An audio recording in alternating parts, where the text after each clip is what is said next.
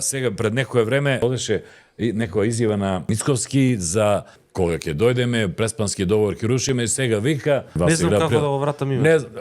Знае ли некој? Како? Никој не може. Како не? Јас ќе му кажам. Прво нека ги земе и подобвинени ги затворе Заев и Димитров. После тоа има сведоци, 120, кои што ќе ги повика тогашни пратеници.